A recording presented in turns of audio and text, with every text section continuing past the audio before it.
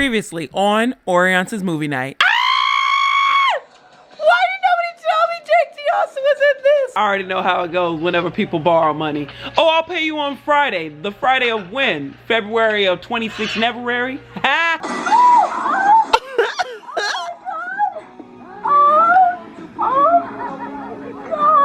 Oh Lord, make way for Blondie the Wonderclut. Out before the party even started. Like,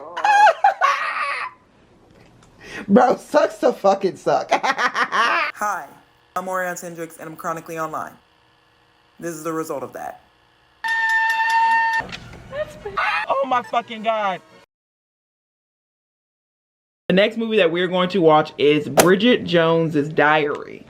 I was told that this isn't like a New Year's movie per se. Happy New Year, Charlie Brown, because you know me. If you know me, thank you for being here. I appreciate you greatly. But if you don't know me, hi, hello, subscribe, stay here for a while. We have a lot of fun over here. You know that I love animation. 8th movie that we are watching out of our 10 movie spread is going to be this film that was made in 1995 called Strange Days, and it is rated R. It falls in the genres of sci-fi thriller, and it is 2 hours and 25 minutes long, which makes it officially the longest movie on this list. The Poseidon Adventures, and it is rated PG, and it was created in 1972, and it falls in the category of adventure thriller. And the 10th and final movie that we are going to watch is called Trading Places, and it is rated R. It was made in 1983 in the genre of comedy slash genre, a dramedy if you will. It is rated R. It was created in 2001, and it falls in the genre of comedy romance, and it is an hour and 37 minutes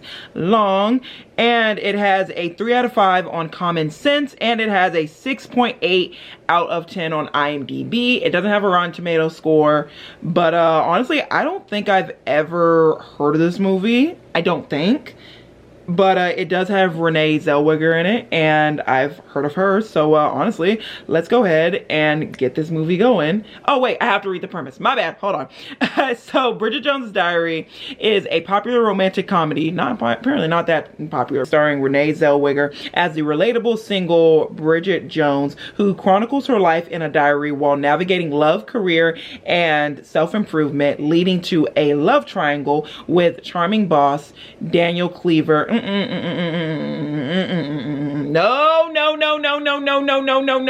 We do not date our superiors, for the fuck's sake. Oh my God. I haven't been down that road, but I've seen how it plays out. Also, it's quite literally an HR infringement. Like, let's start there. Daniel Cleaver? Yeah, Daniel Cleaver, Hugh Grant. Oh, I love Hugh Grant. Love him. Greatest Showman was amazing.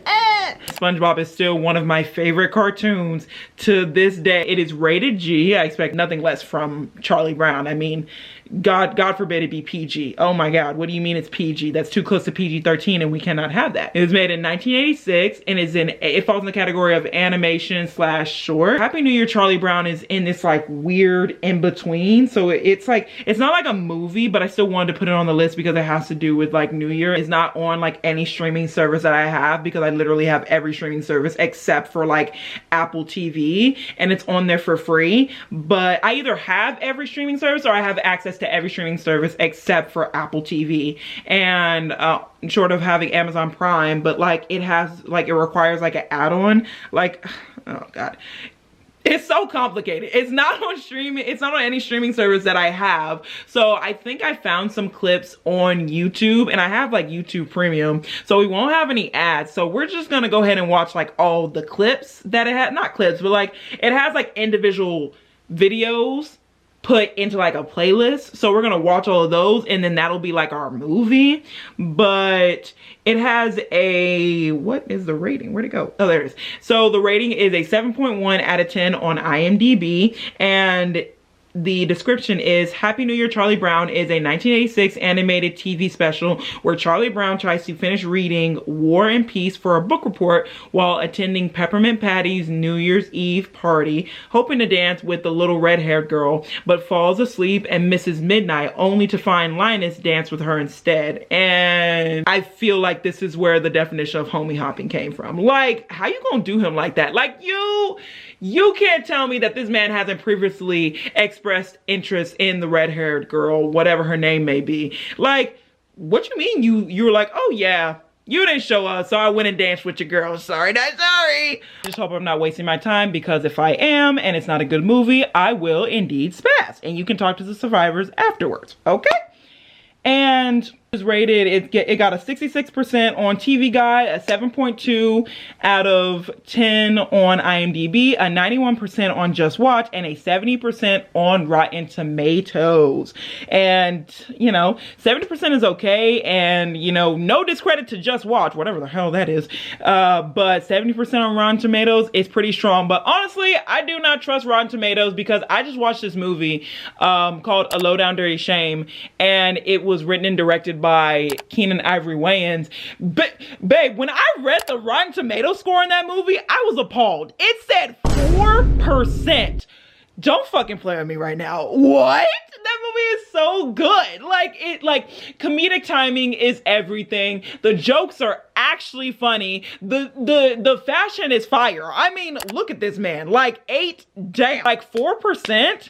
You're 4%. I'm almost positive that Regretting You got a higher score than this movie. I'm pretty sure Regretting You and It Ends With Us got a higher score on Rotten Tomatoes, which is actually disrespectful. But Strange Days is a cyberpunk dystopian sci-fi thriller directed by Catherine Bigelow and written by James Cameron and Jay Cox, set in Los Angeles on the last 2 days of 1999.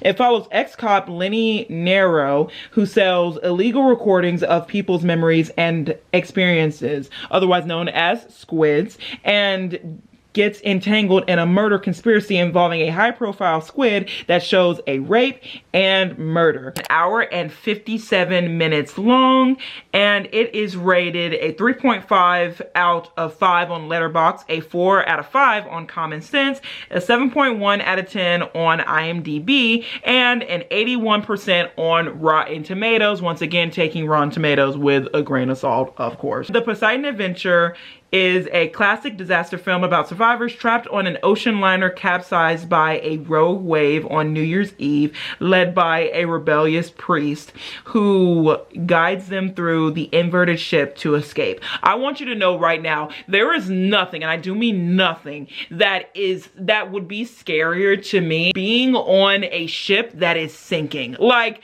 just the thought of it is absolutely terrifying. Like, think of how the people on the Titanic must have felt. Like, I would be so afraid for my life, because a death like that, like, not saying you're absolutely gonna die, but like a death like that would be absolutely horrendous, because it's just like, it's so impending. I just couldn't deal with it. Like, imagine being on the Titanic, right? And there are only so many like boats that can go out. Oh, best believe, they said women and children first. Best believe I'm there. I'm teleporting to the very first boat that I see. Like, you're going to see me across the ship, and then you blink and you're going to see me on the lifeboat. 58 minutes long. It's rated a 7.5 out of 10 on Prime Video, a 7.5 out of 10 on IMDb, and an 87% on Rotten Tomatoes. And Trading Places is a comedy film directed by John Landis, starring Eddie Murphy and Dan, I want to say Aykroyd? Aykroyd? I hope I'm saying that right. About a wealthy commodities broker and a street hustler who have their lives swapped due to a bet between two corrupt rich brothers. This film follows the two men as they team up to get revenge on the brothers by manipulating the orange juice features wait, pause. Am I reading that right? Hold on. The orange juice oh, I thought it said features, like features on like a song or something. I was like, orange juice features, what the hell is that? Orange juice futures market, that still doesn't make sense. Orange juice futures, like, what does that mean? Like the future of literal like orange juice? What is going on? Orange juice futures market, whatever the hell that is, leading to a classic comedic takedown of the wealthy elite. All right, yeah. Should have guessed, shouldn't I? Hi, I'm Tom. It's really good to meet you at last. Damn. Yeah, listen, I just came... What an idiot. Nah, because my thing is, she used to not have any men, and now she got two dudes fighting over her. Like, ain't no fucking way. Because how in the fuck? Let's start there. I think I just need to sit down and take some notes. Cause how the fuck? How the hell? All vacation ruined, Linus. Ah! Aha! So that's the nigga that betrayed you at the New Year's party. Oh! So this is the Linus that was dancing with your girl. Crazy! Crazy! Crazy! Year's party! It's boy ask girl, and I just know my sweet baboo will ask me. I am not your sweet baboo, and I wouldn't invite you to a chicken race. Isn't he the cutest thing? And she just ended up too. So not only, girl, back to train up. So not only is he a woman stealing whore, but he, fast forward, he is mean to the girl that actually likes him. Like, and she just ended up too. Girl, where is the bar? It's in hell. It is in hell. Granted, they're like 5, but like still, where are your standards, girl? So I'm a half hour into the movie right now, and I haven't recorded anything because like this is like really rated R. Like I didn't know it was like a really real rated R. I thought it was like a fake rated R because like I've been bamboozled before. We've been duped! Bamboozled! We've been smackled over. So like after that, I've been taking the ratings for movies with a grain of salt. Like literally the movie Red, White, and Royal Blue. Like this movie right here is rated R. Like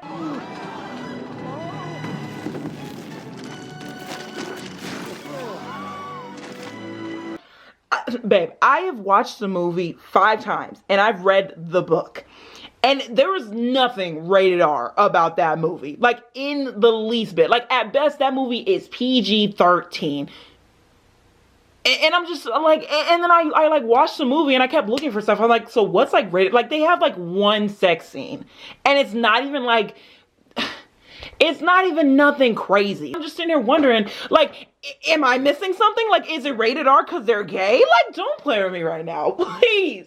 And of all the things that you could do right now, do not play with me. I never introduced y'all. So, pan back over. So, this is the main character, right? He's the one that, you know, he's the, you know, hopeless romantic with a savior complex who's fallen for the damsel in distress, who's like, I don't need to be saved. I'm starting anew. I'm a new person. I'm you know, I'm me. I'm my own person. I'm new. That's him. His name is, what's his name? Girl, I've watched this movie for like a year and a half now. I don't remember his name. What's his name? What's his name? It's on the tip of my tongue. Girl, whatever his name is. How did I forget it just so fast? They just said it. Turn around. See, and that right there, that's the beautiful Miss Angela Bassett. And she is playing the character of... Why am I blanking so bad? God damn it. I'm literally blanking so bad. What is her character's name? What is her character's name? I don't know, but that's Angela Bassett, and she's looking beautiful as ever. I had no clue she was in this movie, even though she literally is on the movie poster. Clearly, I didn't pay that much attention to it. But yeah, she in this movie, and when I realized it was her, I immediately fell more in love with this movie. Hey, girl. Lenny! There we go. Lenny! That's his name, Lenny. It was like a very important figure. And this dude literally wants to give up this tape over the fucking damsel in distress. I'm so done. Like, she doesn't love you. She said she doesn't love you. Even if she still maybe does, she's not acting like she loves you. Why would you, like, mind you, this is a very important tape. Why would you just give this shit up so he can destroy it? Ugh. Like, brother man, please. Please, out of everything that we could be right now, be so fucking for real.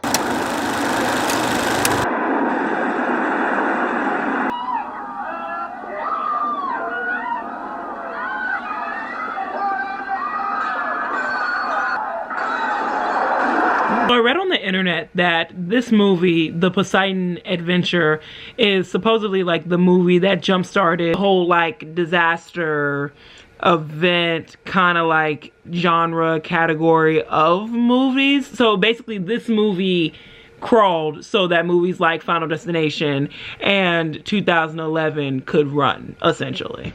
Which I don't know how true that is, but if this movie is like one of the first of its kind, that's actually kind of cool. Really sad, because like imagine you and your family take a vacation on like Carnival or something like that, and then it's like, oh, not only may this be our last cruise like of our lifetime, but if we do live to see another day, this will be the last time that we even look at water. I wouldn't even dare to be in the same country as an ocean. Like, put me smack dab in the middle of Europe, or I'm not gonna be able to continue living. My brother and I run a privately funded program to rehabilitate culturally disadvantaged people with a home of your own, a car, a generous bank account, and employment with our company. We're going to start you at $80,000 a year. Literally, they racial profiled the fuck out this dude. Let me tell you. Let me tell you. So basically, the Winthorpe, he bumps into a homeless guy, and he drops his suitcase, and the homeless guy thinks that he's trying to like steal his briefcase because he's black and homeless.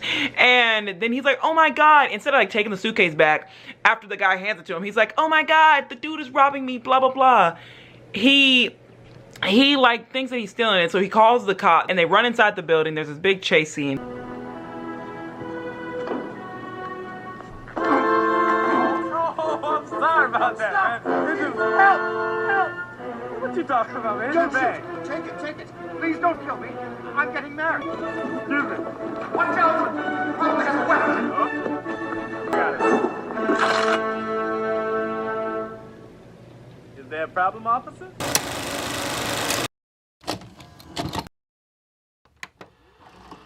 Okay, so I'm not gonna become a microphone girly, but I've had this microphone for about 1.5 years, and I thought it was broken. Turns out the cord itself was just broken, but the microphone works perfectly fine. So now we get to have nice, crisp, clear audio, and she might make an actual appearance from time to time. Yes, of course. But guys, it is time for the analysis. What did we learn from all 10 films we watched about New Year's? Let's get into it. I took notes, got my notebook right here. Yes, it is massive. I actually really like them this size. It makes me feel like all businessy and smart and whatnot, so yeah. And I gathered 5 things that I think that New Year's is missing. It stopped feeling like a fresh start. I love that I'm so tall and like I need to elevate the camera more because you can't even tell the microphone is here. I'm geeking out about the microphone. I'm so sorry. Don't mind me. I feel like it stopped being like a fresh start. Like when I was a kid, I remember we used to have like 2 or 3 weeks off from school, you know, at the beginning of the year to like celebrate like New Year's and kind of like ring in the new year with our family. That's how we would get prepared for like the spring semester when we were in grade school. So now that we necessarily don't have like that time to kind of like reboot and like reset our minds, it kind of just feels like it's just this like onset, constant, on the grind non-stop. And it's like, okay, you get to rest for like a little bit, and then like you got to get back to it. You got to go, you got to jump back in, like you got to go. And then like modern day like hustle culture, like grind set is not helpful either. Restaurants and just all of like town in general, they barely close for like Christmas, which it's like, I feel like it used to be more common that everything would kind of like shut down for like Christmas Eve and Christmas, and then that would like kind of force you to stay home and like celebrate with your family. But as kind of like the family structure and like society has changed and how we view family and what we deem as family has changed, I think that like restaurants and like modern life and all that, I keep saying restaurants because like that's my frame of reference because I work in a restaurant, and like that's my form of blue collar, right? They're conforming to that, and the whole notion that, you know, people are not really spending time with their family anymore, or like their family actually like to go out and do things, so they're not really shutting down. And then New Year's, they don't really shut down anyway, so it kind of just feels like this like onset, everybody's going go. I think that New Year's is missing. It's honestly just recognition in general. I don't know, I don't feel like people really talk about like New Year's. Like whenever New Year's comes around the corner, it's like how do I say this? Because like all the other holidays get recognition. This is Halloween. There's Christmas. There's Valentine's Day. There's St. Patty's. There's, I was about to say Mexican Day. I'm so sorry. Cinco de Mayo. I'm so sorry. But the Cinco de Mayo, there's these other holidays that get talked about year round, but like New Year's is kind of only mentioned whenever we're on the horizon of it. When I feel that New Year's can be just as fun as those other holidays, it just simply doesn't get acknowledged as much as those other holidays do. I actually noticed this. Like this was, okay, I'd say the first three were kind of, that is four. You can't see me. The first three was, the first three I kind of like already knew already, but the fourth one actually kind of like took me by surprise. And 4 is the fun and silliness of the holiday. Like I just said, New Year's can be just as fun as Christmas and as Halloween and Valentine's Day and 4th of July. It simply just doesn't get the kind of play that it deserves. Like when I was watching the last movie, was it the last movie? Yeah. When I was watching the last movie, Trading Places, the New Year's scene that they had, the movie takes place in Philly, and all of the passengers, there were all these people, they were dressed in like fun, like silly costumes, and they were on a train heading to New York City, and they were like gonna go celebrate like New Year's there, and they were wearing like all these like fun, like silly costumes, and they just looked like they were having a great time. I mean, sure, some of them were probably getting shit-faced, but if not all of them were getting shit-faced, I feel like we've taken like the fun and the silliness out of the holiday, or like the bright and fun and like cute outfits. Because when I was watching 200 Cigarettes, I noticed that like they weren't wearing like silly like fun costumes, but more so they were wearing like just like bright, nice, cute colors. So there's no like color anymore. Like where are the lime green mini dresses? Where are the hot pink like two pieces? You know, like where are the club outfits? Where are the nice fur coats? The big glamorous jewelry, the what's that thing called? The makeup. There we go. The makeup, the big and like glamorous and like out there like makeup. Like there's no fun. Like I just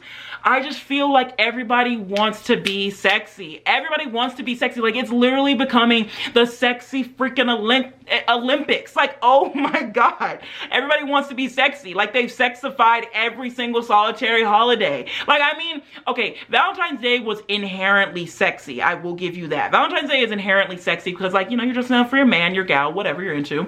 And it's like you're going out, you're looking cute, you're going to dinner. You guys are out on like a nice day, and then afterwards you might get lucky or you might not, depending on how the dinner went or the day went. I don't know. If you forgot the holiday, you're kind of fucked. It's like you got people sexifying holidays that I feel like we're never supposed to be sexy. I mean, yeah, it's not a crime to want to look good, but babe, how the hell did you sexify a tree? Is sexify even a word? I don't think so. They made Halloween sexy. They even made Christmas sexy. You're about to freeze your ass off in that tiny little two-piece with the little Santa buckle and the fur trimming. Stop playing with me. Everybody wants to win the sexy Olympics, and honestly, I'm getting tired. I'm getting very tired. When I go out on Halloween, when I go out on Christmas, when I go out on New Year's, I want to see you having fun. I want to see you living your best life. I don't want to see ass. Put the bubble skirts away. Put the fishnet tights away. But I think the fifth and final thing that I noticed that like New Year's does not have is an official mascot. Mascot? Mascot. Mascot. Mascot. Mascot. Think about it. All the great holidays, of the year, they have like their own mascot. Well, hold on. I mean, I guess Cinco de Mayo could be like a taco. And then okay, but pause. Back to Trina. Valentine's Day is a cherry. Cinco de Mayo, like I said, it could be a taco. It could be a margarita. You just never know. It just depends on what you. On St. Patty's Day, you have the leprechaun. For Thanksgiving, I can't believe I haven't even mentioned Thanksgiving. Like when talking about like all the big holidays, I have not mentioned Thanksgiving. I just realized that. Because me personally, I don't really fuck with Thanksgiving. Like Thanksgiving is fine, but for me personally, it's nothing to write home about. I mean, granted, my mom always cooks really good food. Family comes over, we do the whole shebang. Thanksgiving, they have the turkey. Halloween has the jack-o'-lantern. Because